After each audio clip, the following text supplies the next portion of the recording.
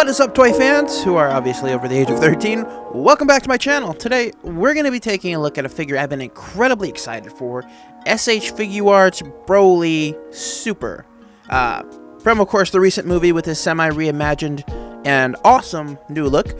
It's been a while since I've done a figure review, so I would honestly be surprised if any of you remembered that I had a voice at all. Full disclaimer, though, this figure was sent to me by Bluefin to review. So thank you guys so much, and with that said, let's dive right into this figure.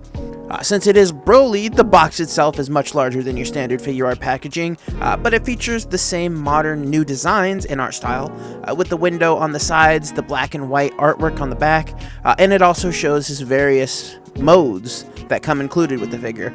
And with this set, you get BROLY in 3 of his modes that were seen in the movie. His base form, which has his restraining necklace, his Wrath form, and of course his Super Saiyan form. And you do get a limited number of accessories, though I personally wouldn't call them accessories as much as they are necessary pieces to complete each of the 3 modes.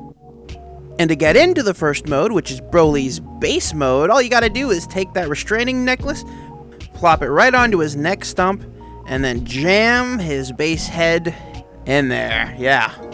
And here is BROLY in his base mode with his restraining necklace. And I think of all of the modes, this one is probably the least effective, mainly because this body isn't really made for this head sculpt, and it's not really made for this version of the character. So what you're left with is, you know, a skinnier head with a bulkier body, when in fact he should have a much more slender body, at least in this mode. But where this figure shines the absolute most is in his Wrath mode. And this is the mode I think BROLY is meant to be seen, and he comes in the package in this mode. The proportions are really on point with the animation model, and the face sculpt itself is just completely fierce. And the last mode, of course, is his Super Saiyan mode.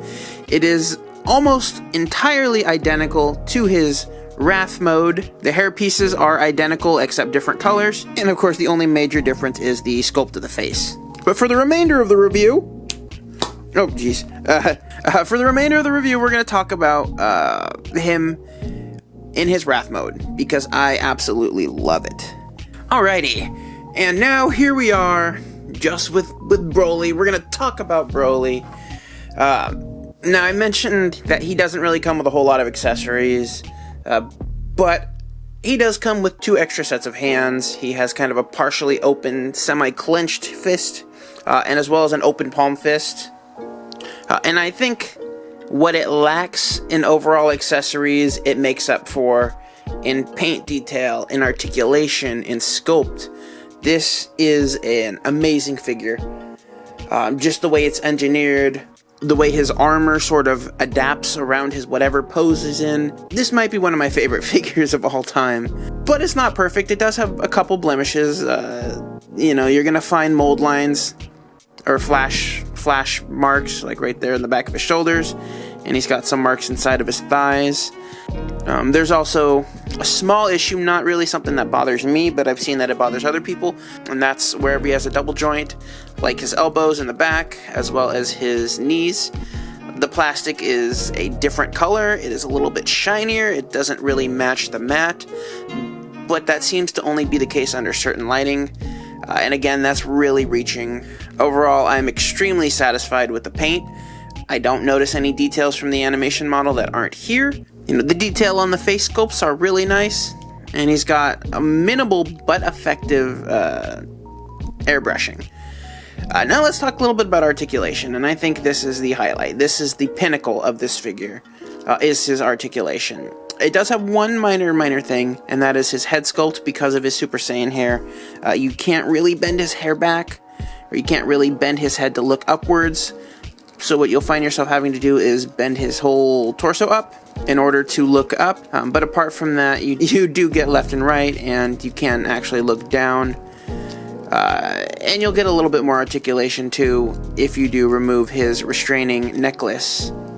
The shoulder pads and the arms are both attached via a butterfly joint right here. You can get him to do that.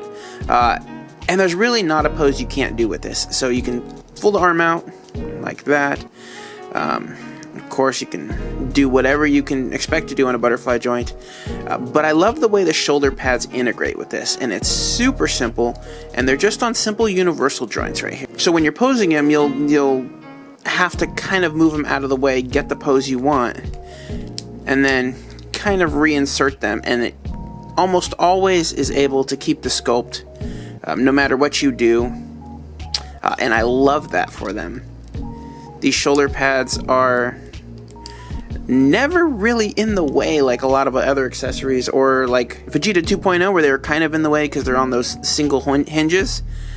These are just a pleasure to mess with. Yeah, so you do have a bicep cut right there in double jointed arms, and his hands are also on ball joints and universal joints. You do have 2 cuts at his waist and at his pecs.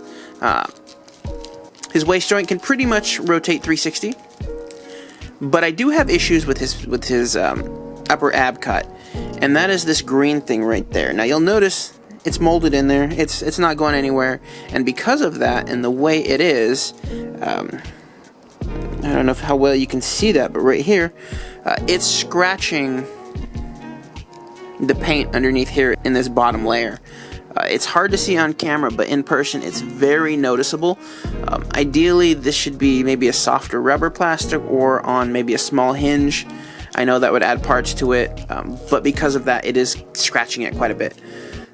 His skirt, or the monster's ear, can actually completely lift up. It's all very, very soft, very pliable.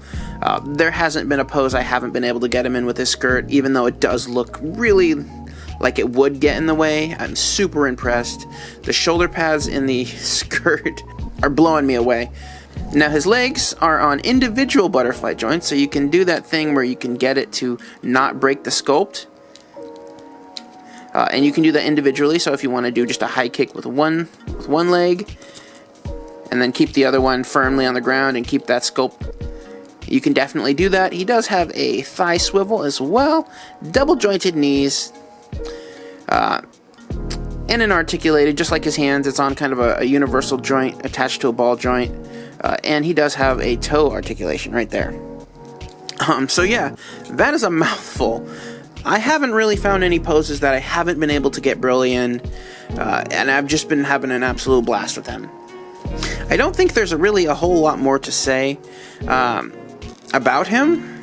I think that it is the pinnacle of SH Figuarts Dragon Ball figures. It's an absolute blast to pose, and I would highly, highly recommend picking up this figure if you just want to see the potential of this line. I believe you can pick him up right now on Bluefin's website. I will leave a link down below where you can buy him. And thank you so much for watching this video review, and I'll see you in the next video. I do have a lot of brand new Dragon Ball fans on this channel. I really appreciate your guys' support, so thank you so much for subscribing and joining the Toy Fan family. If you haven't already, though, real quick, hit that bell button to be notified whenever I post a video. That would mean the world to me. So thank you guys so much,